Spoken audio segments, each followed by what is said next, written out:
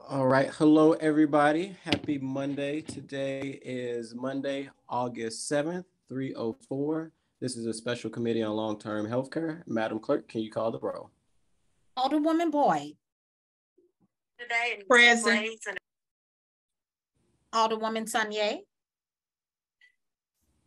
Christine Ingracia. Danielle Spradley. Jamie Opsel.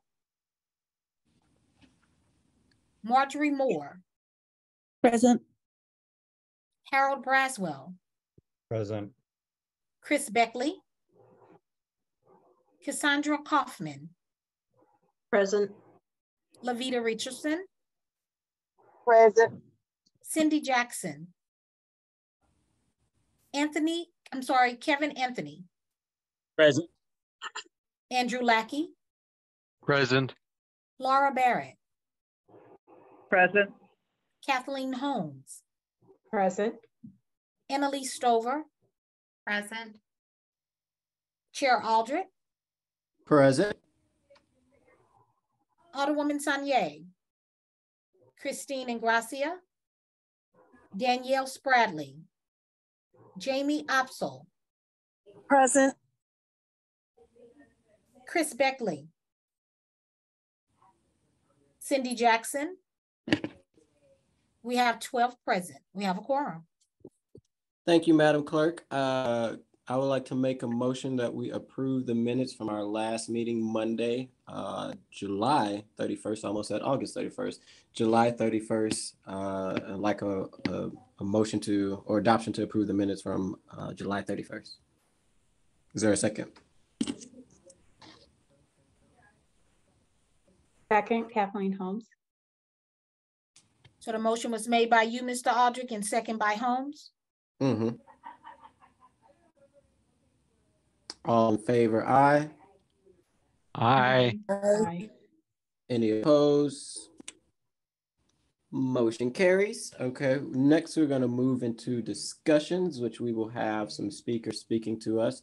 But before we welcome our special guests and they give us kind of an update on their end, I wanted to pass it over to Madam Vice Chair, who may have an update on Hillside, which she had talked about last meeting. That continues to be an ongoing conversation. Right. I'm sorry, are you talking about me? Yeah, you the Madam Vice Chair. When I said that earlier, I was like, Yeah, I'm sorry, sir. I am so sorry. I was like, who is he referring to? Who's the vice chair? I'm sorry. you good all the way. Thank you, Mr. Chair. I apologize. I'm excited. Lori and I was talking before people got on because I have been in conversation with Cori Bush's office, Moreland Anderson's office, and I spoke to 3 state people, and I spoke to a lady, ironically, this morning. And so, as Mr. Theo did say, she had told me they came in, apparently when they didn't have the air, when it was the 100-degree weather, they were hotlined. And so the state came in, she said, and Mr. Theo, if I'm off, tell me, July the 28th, the state came in. And they were monitoring and told them they had an ultimatum, either get this building where it needs to be or they were shutting this building down. And that's when she said they came back and they had new air conditioners for all the residents in their rooms. And then they even bought, I want to say, fans and stuff for the hallways to cool it down, to cool that building down.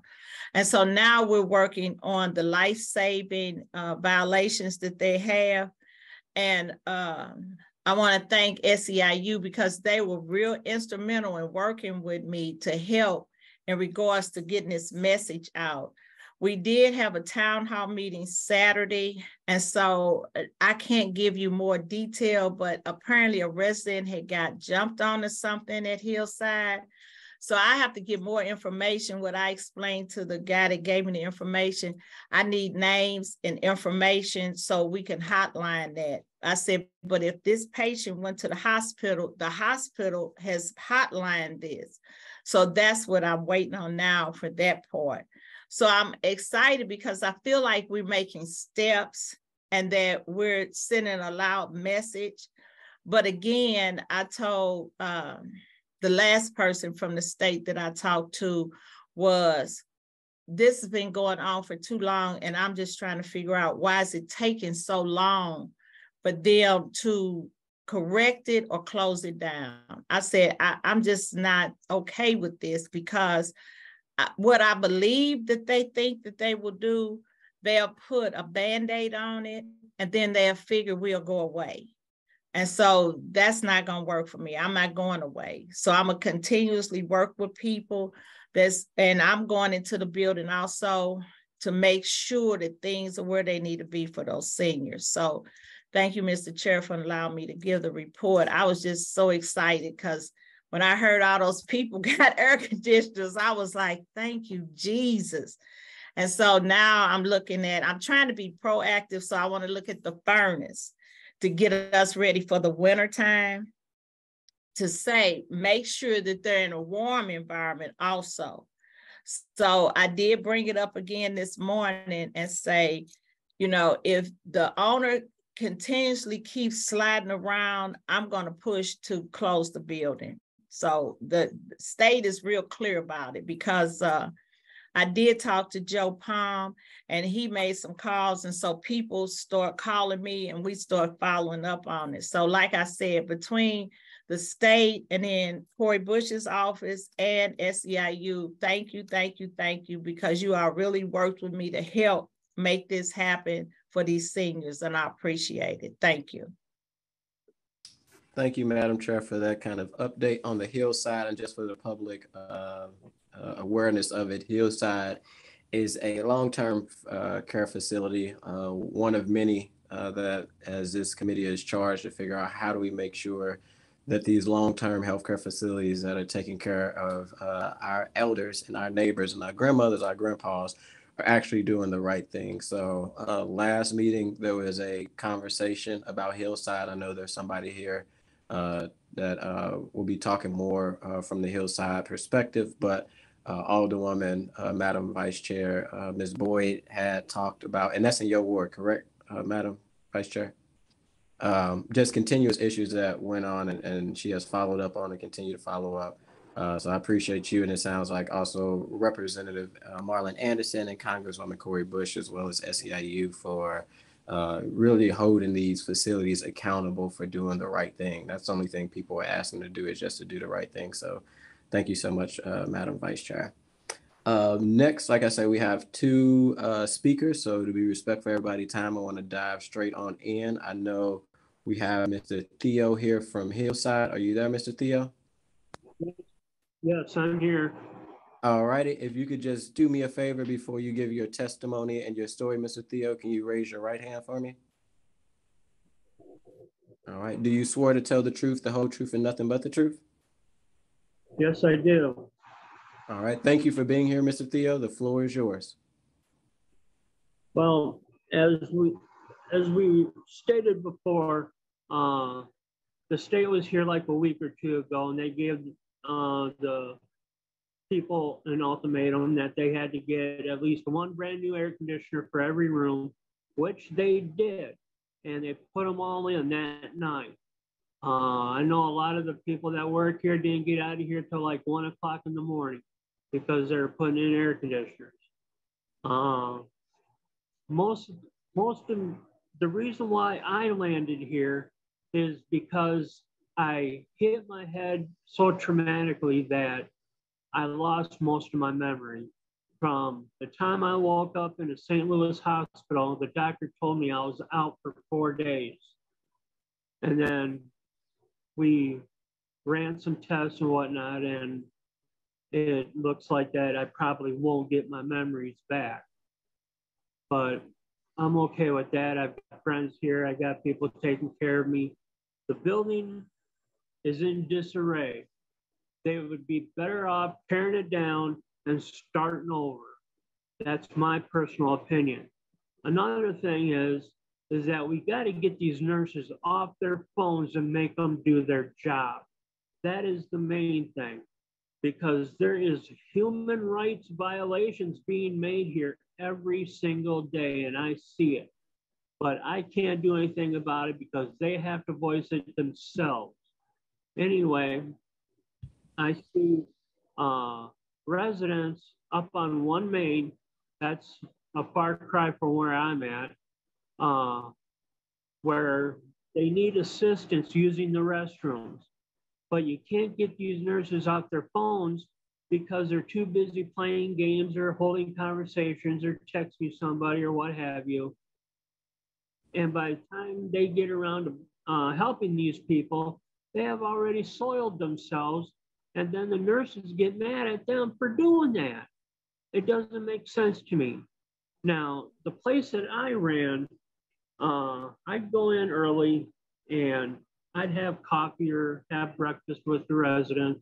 I'd listen to their problems, their concerns, their stories. And one day I got to walking around, and believe it or not, I saw what they were talking about. Everybody was on their phone. So I implemented a memo that stated that on such and such a date, I would, on such and such a date, that no phones will be allowed during working hours unless you're on a break. If I see you on your phone when you're supposed to be working, that's strike number 1.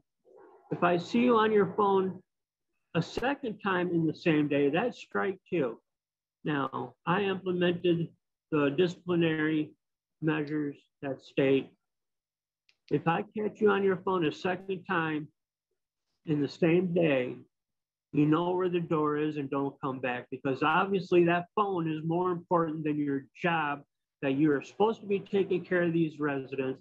These residents have the highest priority that come with the job. They have the utmost respect. That's what they're supposed to get. And they don't get it here. They look at you like you're full of it.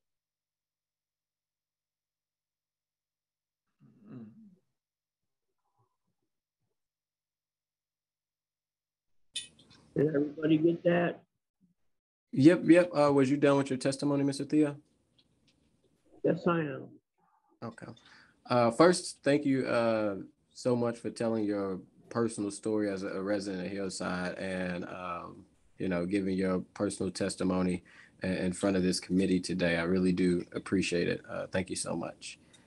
Does anybody No problem. Does anybody on the committee have any questions to Mr. Theo?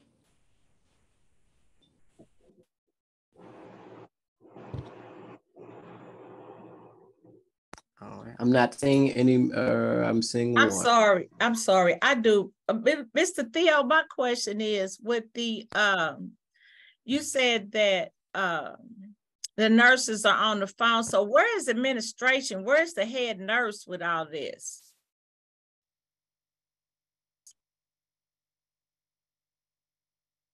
I think he froze.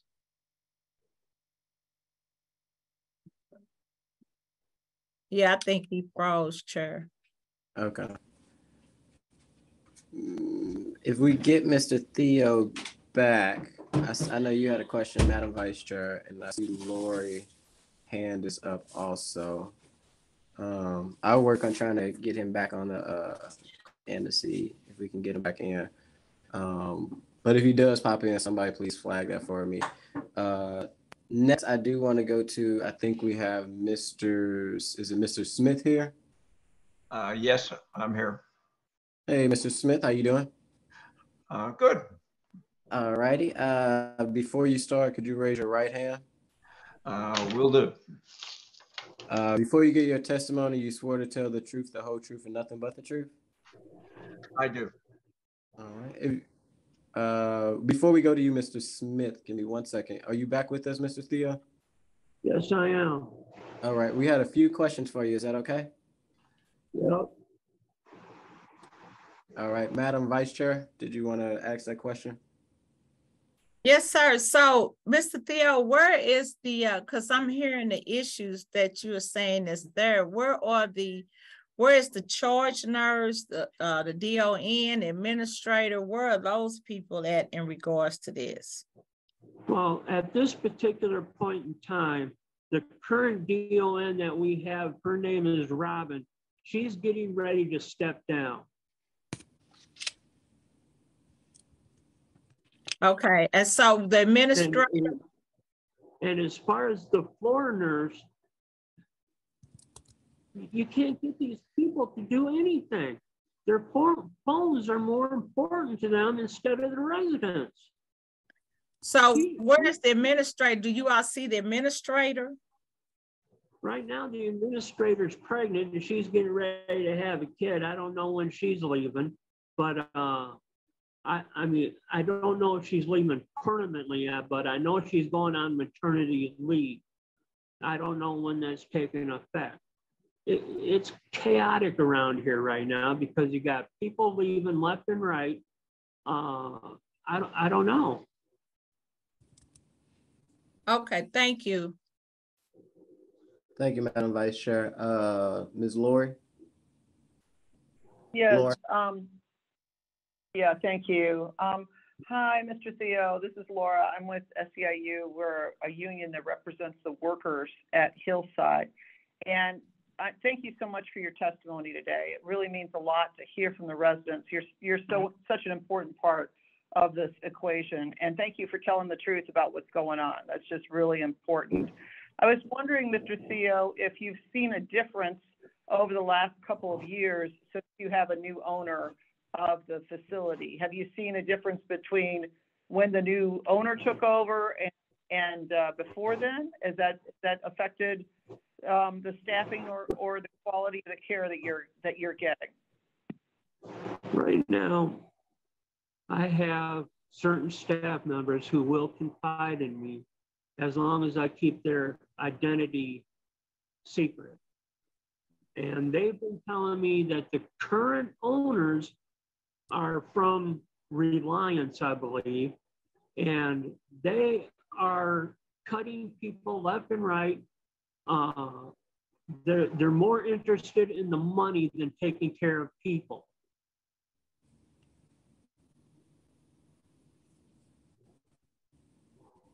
Thanks a lot. So it sounds like you have noticed a difference with the new owners. Absolutely. All right. Any other questions while we have Mr. Theo online?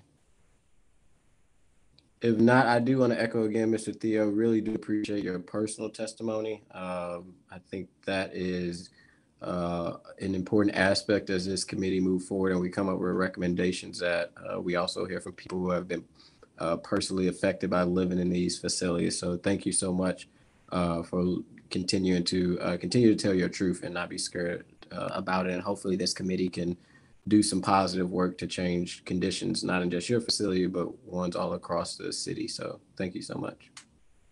You're very welcome. And if you ever need to get a hold of me, Lisa knows how to do it. Absolutely. If we do, we won't be shy of reaching out to you. All right.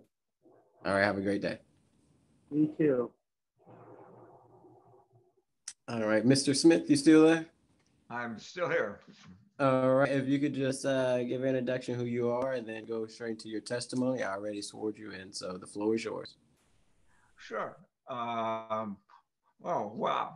It's great to have a chance to listen to people that are on the cutting edge of what's been happening in terms of nursing homes. You're really at ground zero in terms of a perfect storm, in terms of nursing home care in this country.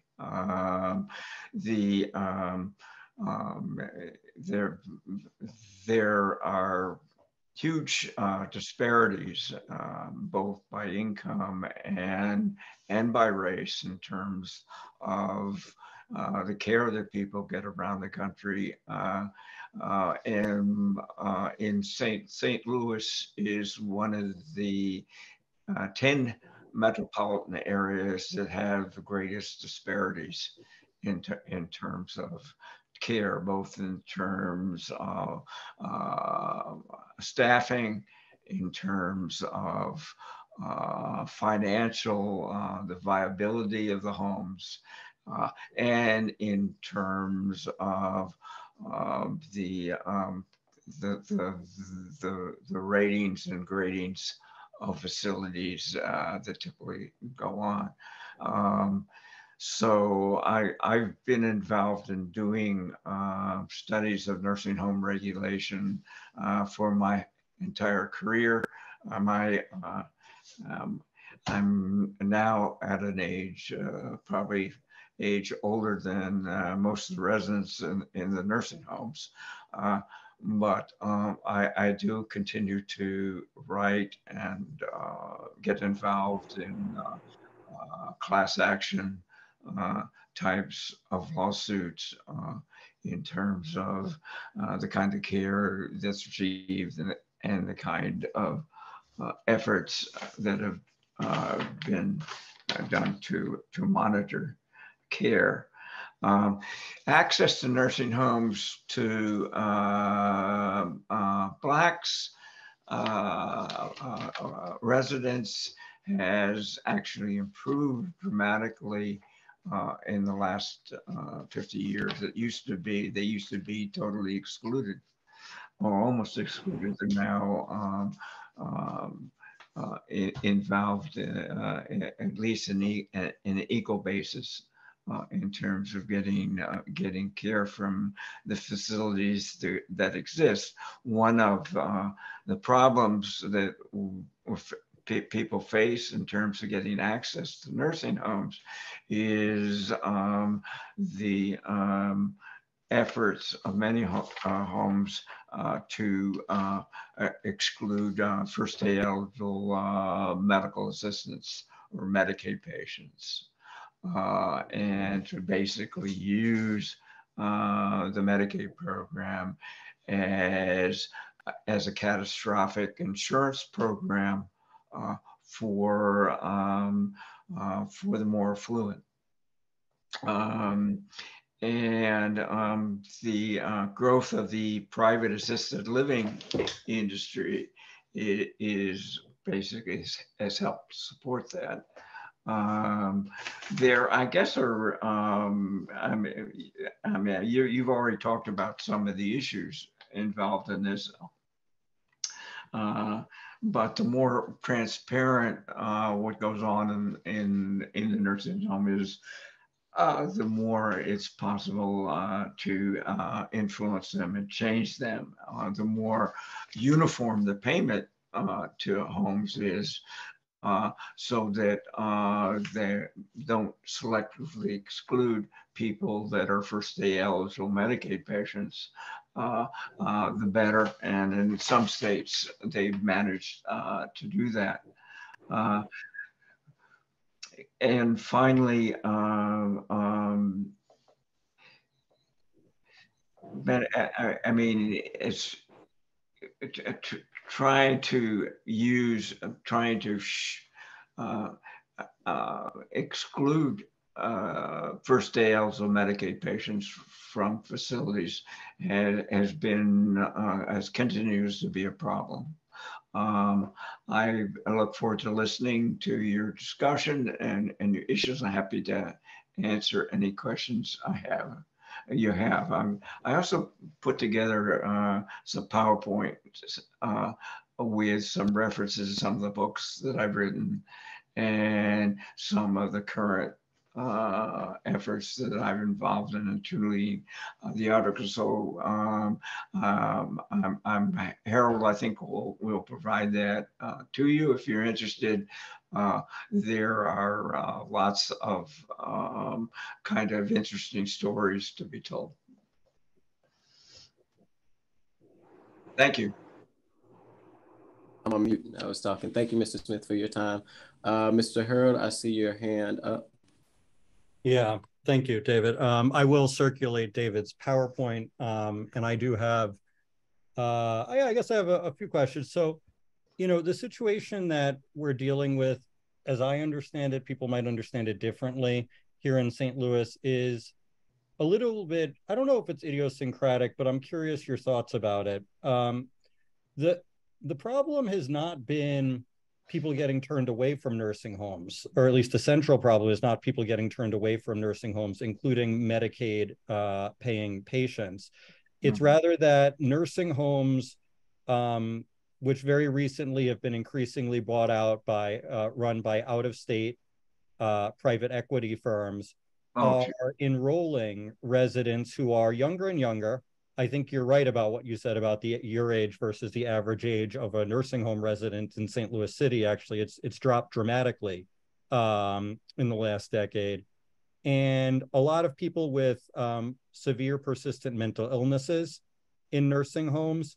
And, you know, the facilities really weren't built for that. And, you know, it's created a significant amount of issues. And, you know, Hillside that Theo was talking about would be an example of a nursing home with an out-of-state owner, et cetera. So I guess, you know, I mean, how do you sort of make sense of this in terms of the research that you've done on race in nursing homes? And I should also say that these nursing homes that are predominantly funded by Medicaid, they often have a larger African-American residential population and are in areas of the city that have historically suffered housing discrimination as well. So I'm curious about how you would make sense of this in terms of your research.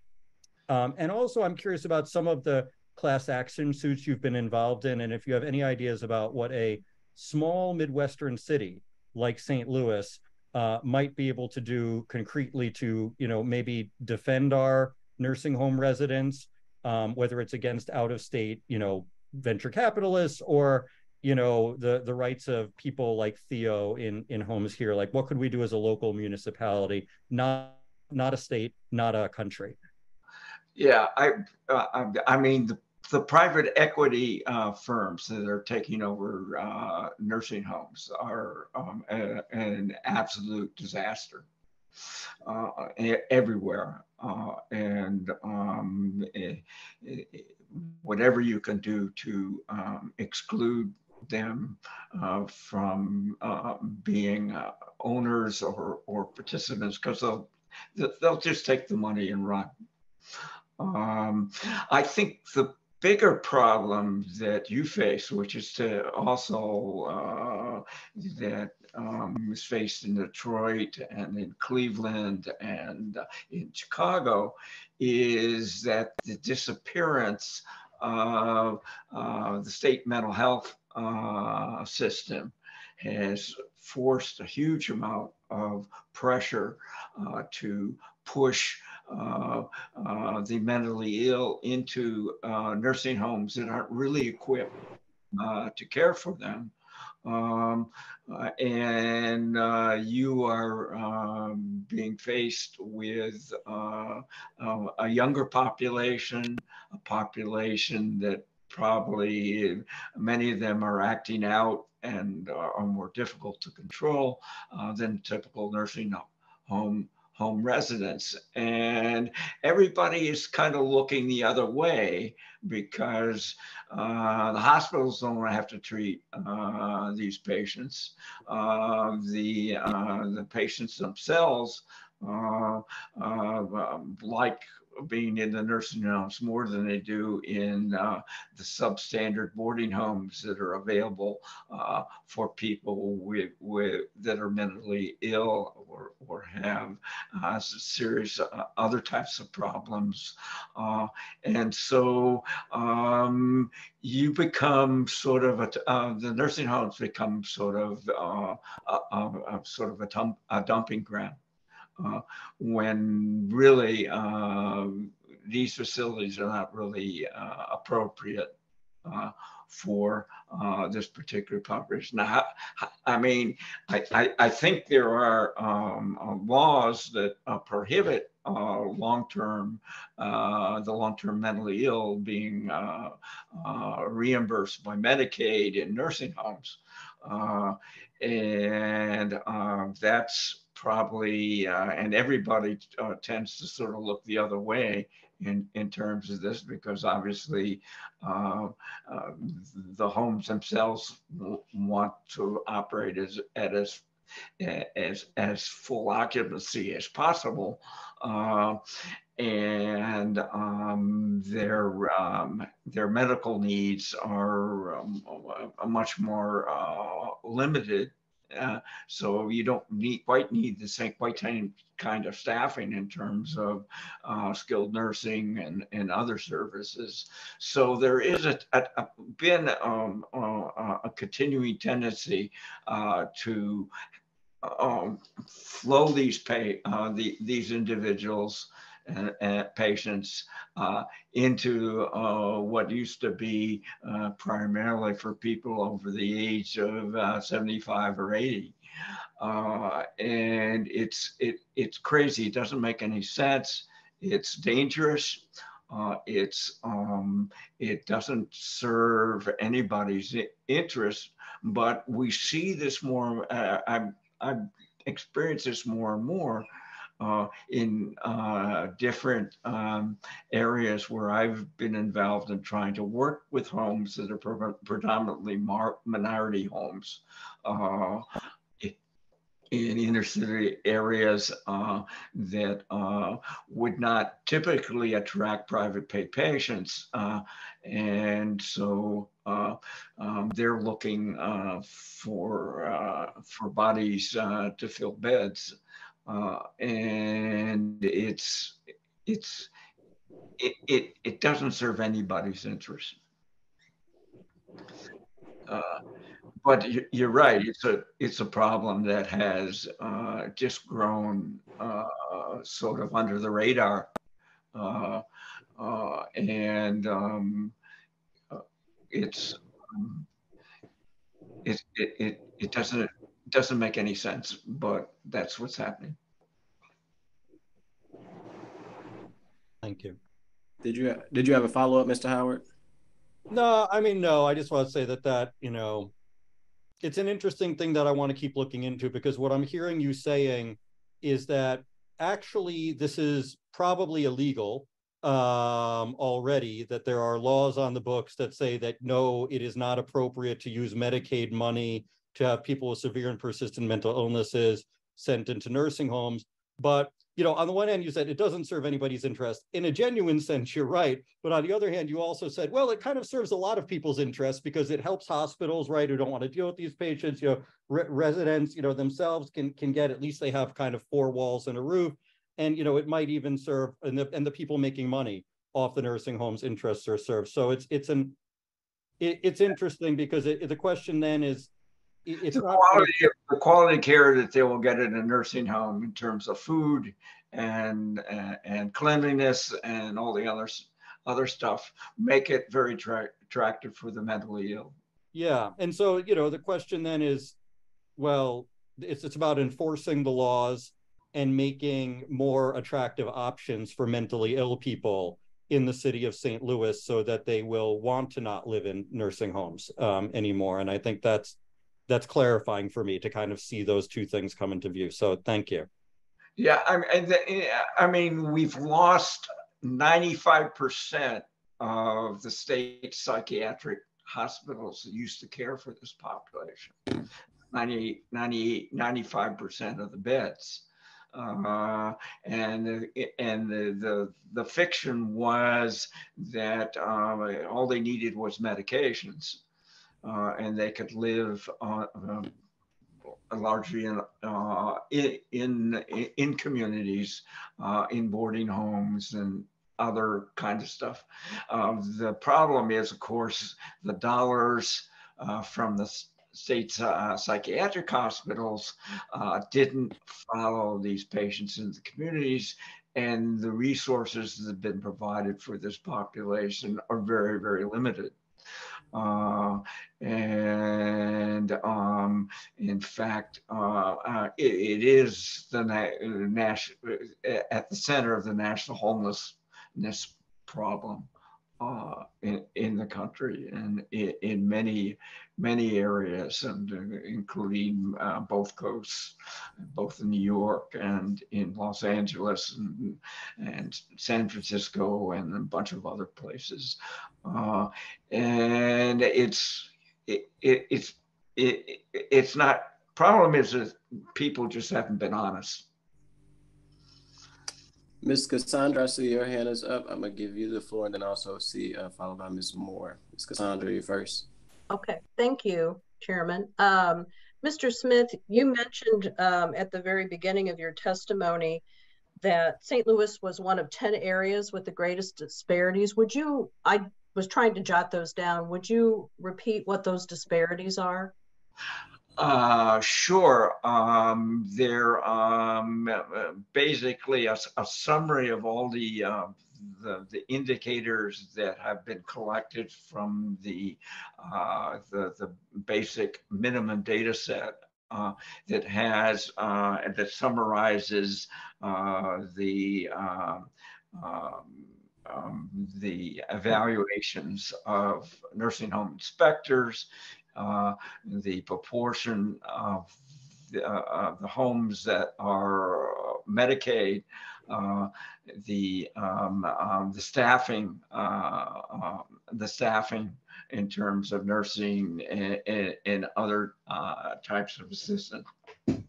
You put all those together and you end up with numbers for the nursing home service area of St. Louis that are, I think, the third worst in the country. Thank you. And the other question I had, just really quickly, I believe Mr. Braswell had said that you're affiliated with a university. Which Yes. university? I was just curious. Oh, sure. Temple University in Philadelphia. And I also have an appointment at Drexel University, which is a school of public health. Thank you very much. Both in Philadelphia. Buy my book. All right, I'm gonna go on to Ms. Moore.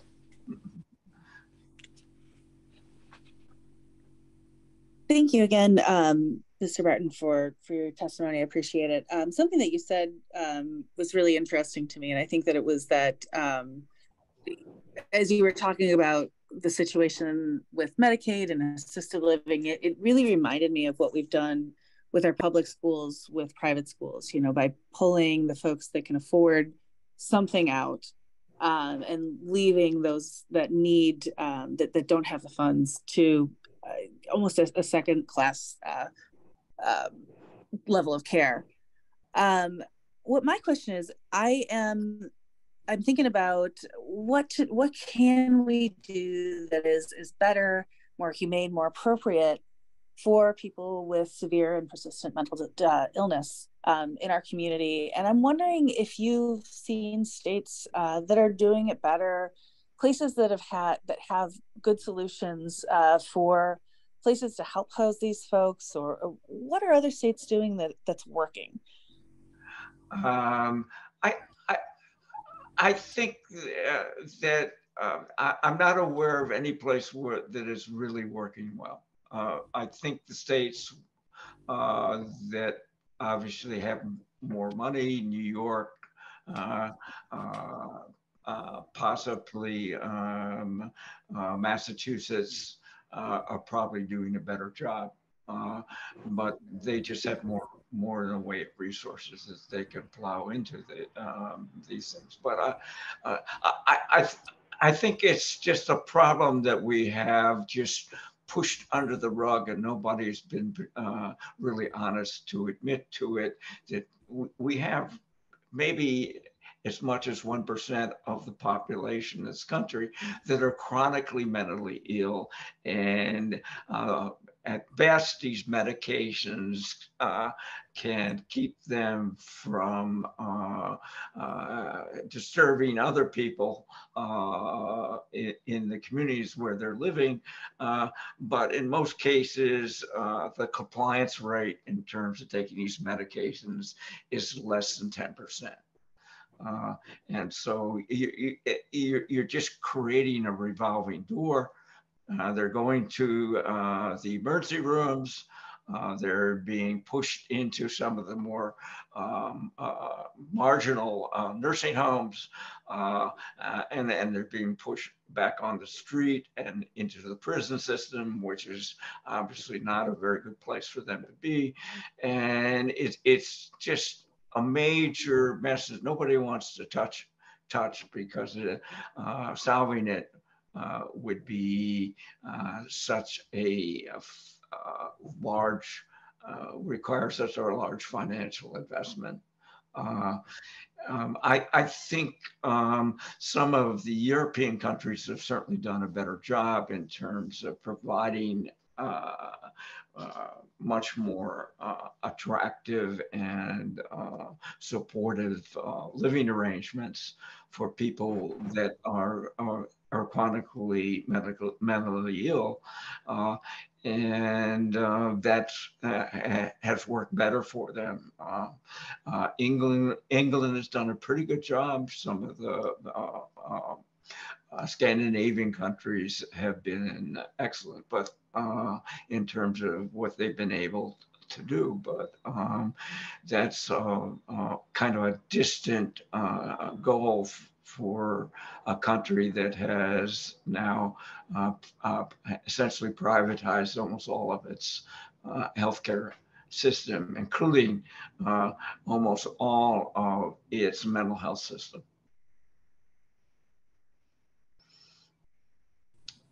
Ms. Moore, did you have a follow-up at all? No, I worry because as I think most of us know, Missouri is currently under investigation by the DOJ for the way that we're treating our mentally ill residents and placing them in nursing homes. And I'd love to have a solution, but I appreciate that really nobody does. So thank you. Mm-hmm. Ms. Laura, you are up. Thank you, Mr. Chair. So one thing that we've noticed, hi, Mr. Smith, I really appreciate your testimony today. It's helpful the way that you're putting it into a much more universal frame, but I'm also going to be fascinated to see this PowerPoint and where you line out how St. Louis is the worst, and we've got like some St. Louis disparities, so I'm going to be really interested to see all that. One thing that we did notice when we're looking through all of the statistics on Missouri over the last couple of years and who is in nursing homes in Missouri is that, and this is probably the only cheering part of the statistics that we looked at, which is that folks with cognitive disabilities have left Missouri nursing homes for the most part. And so I wondered if you had any insight on how that, how that may have happened around the country, or any thoughts about that. My only analysis that I've got so far is that they have better lobbyists up at the state capitol, but I'm not sure if that's absolutely true. So we're still investigating that, looking into it. But definitely, when you look at the numbers, you can see that folks with, before the pandemic even happened, folks with cognitive disabilities tended to leave nursing homes. So I wonder if you had any thoughts about that. Thank you again for all your tremendous work. Can you clarify your question again? Because I lost a part of it. Okay, I'm sorry. What is it? So folks with brain damage, Down syndrome, other cognitive disabilities seem to have left Missouri nursing homes and are now being housed in other places. And I wondered if that was, and that happened before the pandemic to some extent. So I wondered if you had any insight into that statistic. It sounds like somebody's doing something right. I hope. I don't know where they're going. One of the things you have to be really careful about is that the nursing homes, of course, respond to their payment system. And I worry that these people being discharged just because they're in other diagnostic categories that they can make more money off of. So you have to be careful, but you also have to acknowledge that you know that money makes a difference in terms of how people are cared for.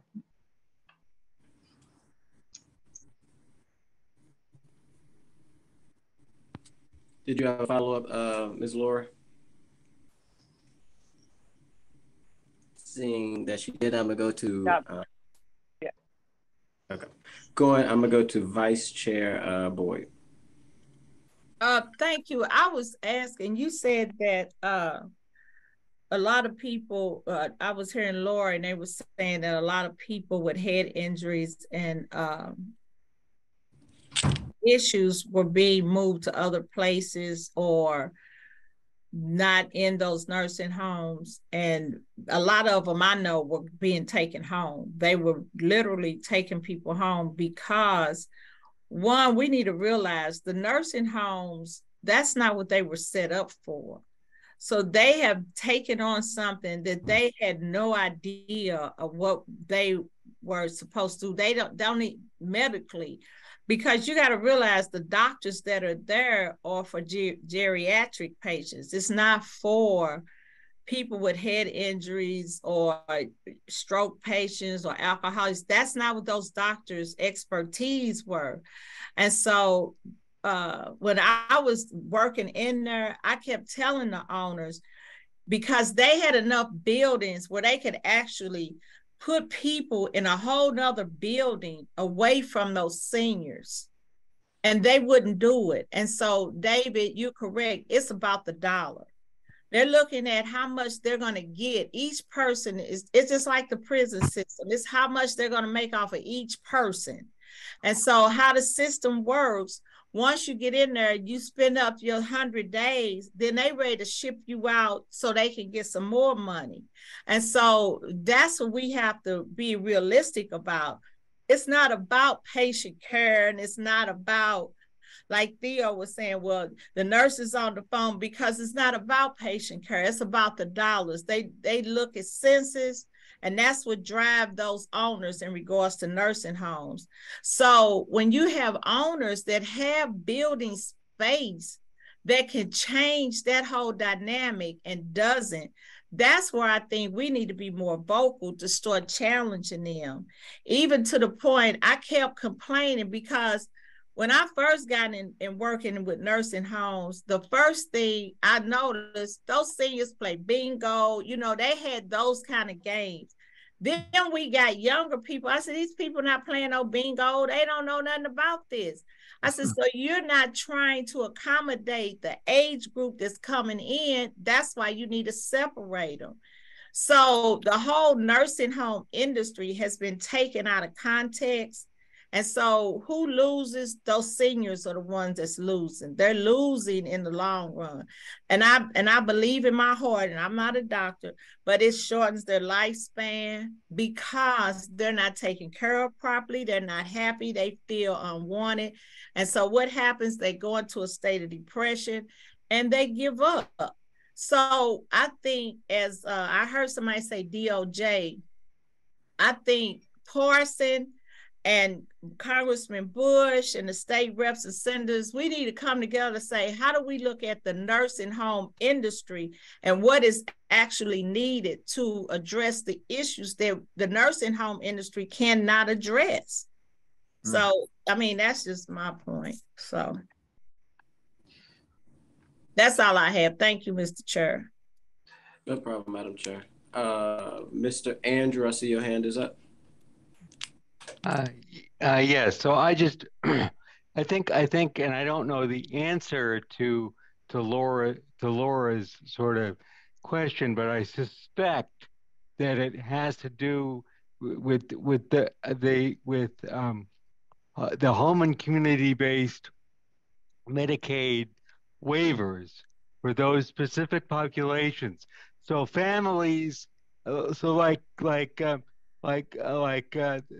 vice chair was saying, that families can take those folks home and potentially receive funding to get to have those folks receive care at home.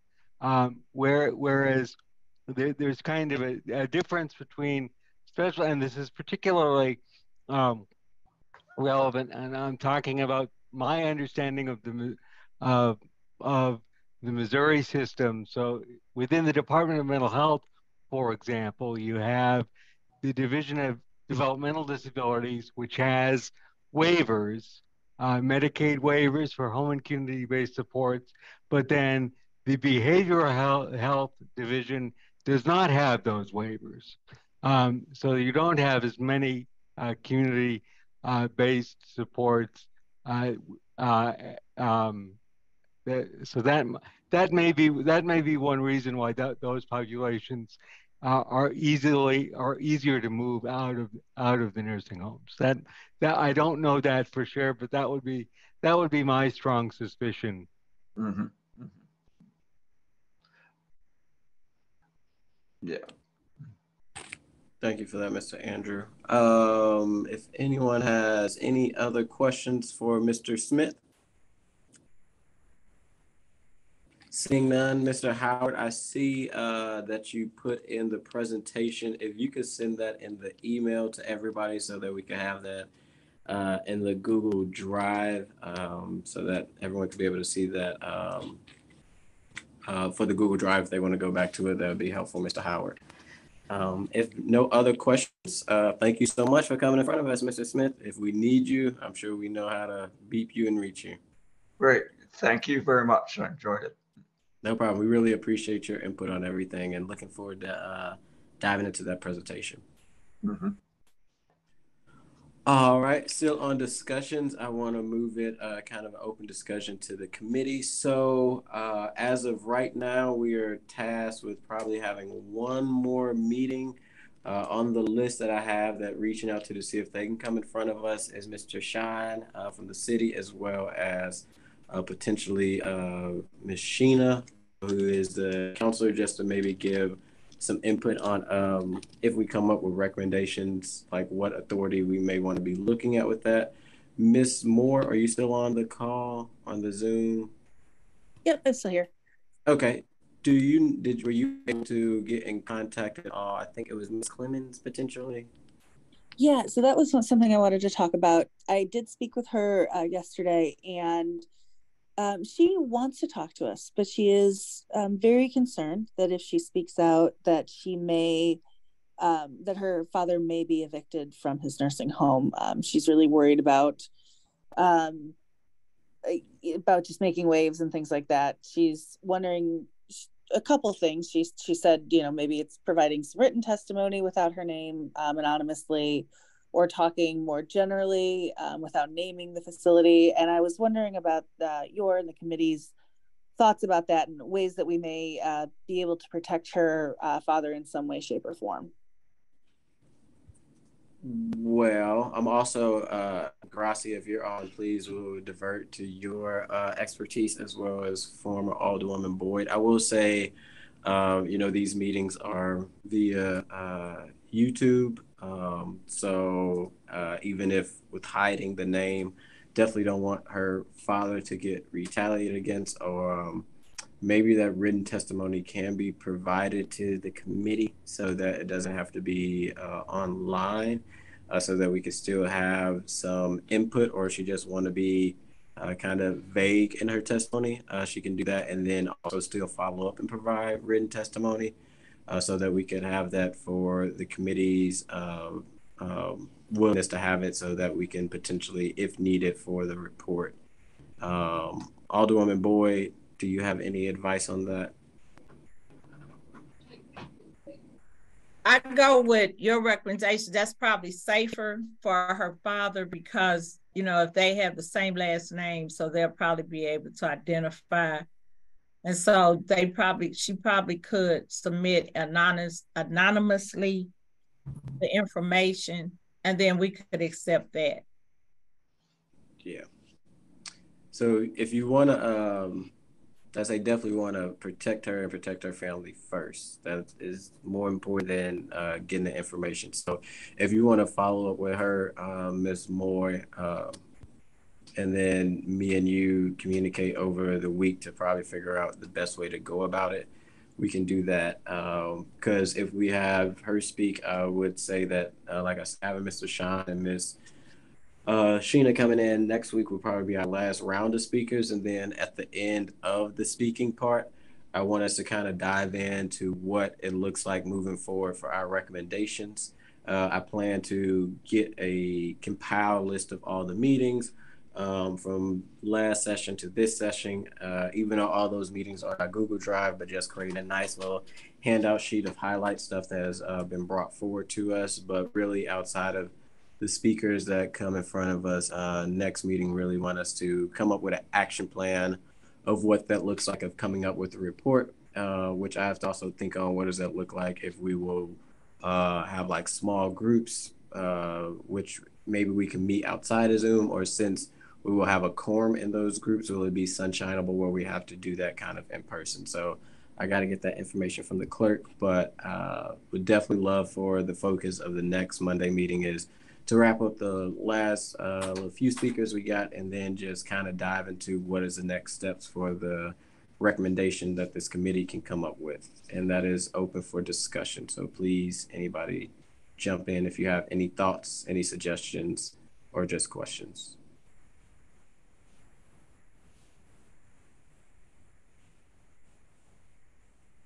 Not seeing none on anybody's hearts and minds. Lastly, I am also trying to, I should be talking with STL TV to see if we potentially can do the last speaker meeting at SEIU at Laura's place. So hopefully I have an answer by Wednesday so people can kind of make arrangements for their schedule for the next meeting, but working on that Wednesday or try to get an answer from STL TV. So hopefully we can try to meet in person. Any other 2 cents on the committee discussion? Ms. Moore, you have the floor. Excellent. I just wanted to raise an issue that may come up over the next couple of weeks. With South City Hospital shutting down, my ombudsman have talked a little bit about the fact that a lot of people who are typically in nursing homes are currently residing in South City hospitals, particularly in their psychiatric ward, in a situation where a lot of facilities won't take them or won't take them back. The not taking them back part is pretty illegal, but it's happening nonetheless. And so I'm just, I want to raise that to the committee because I'm concerned that that may be a problem. I know that, so the ombudsman don't have any jurisdiction when somebody is in the hospital. But we are concerned about those folks because a lot of them typically are nursing home residents. Thank you for flagging. I did see from the mayor's tweet about that she is convening Dr. Monty, who came in front of this commission, and also other city leaders around the closing of, was it South City Hospital? And what that looks like for trying to make sure that patients and others get the proper care and go to a facility where they would actually have support, and people that go to that hospital understanding that that's probably the one of closed hospitals in that area. So I do know the mayor is on it, not saying that that shouldn't be raised. So I do appreciate you kind of raising that flag about that closing, because I think that's also pretty devastating that that is closing, and nervous also for the next steps of people in that location. Other thing I do want to flag real quick, I guess, is more of an announcement. So after the article, if you guys haven't read it, that was in St. Louis Public Radio talking about the condition of the nursing homes, which Ms. Moore was featured in. Please check that out and please share it. STO or Public Radio, I think reached out to potentially Laura. I know they reached out to myself. They want to kind of dive deeper into our nursing home facilities. That conversation may be happening this week. If I do figure out when that will be live, I'll make sure I send that out to everyone on the committee so that they can just be able to catch that and be able to capture that and share it as well. But they want to dive deeper into what's going on in our long-term facilities in the state of Missouri. And I want to kind of commend the committee, because I think there's been due to a lot of conversations that this committee has been having ongoing from last year, continuing to now. So a spotlight is kind of being shined on our long-term healthcare facilities, which I think as we continue to get to the part of the recommendations will be very important. So just want to put that out there on people's radars. Any announcement from any committee members? If not any announcement, I would like to, Madam Chair, if you can excuse any alderperson or committee member who is not present today. Noted. And I'll make a motion to adjourn. Is there a second? Adjourn to next Monday, August. Hold on my calendar. August 14th at 3 p.m. via Zoom right now until if I send out an email to see if we all be at the SEIU location. But make a motion to adjourn. Second. All in favor, aye. Aye. Aye. Aye. Any opposed? Motion carries. See you guys next Monday.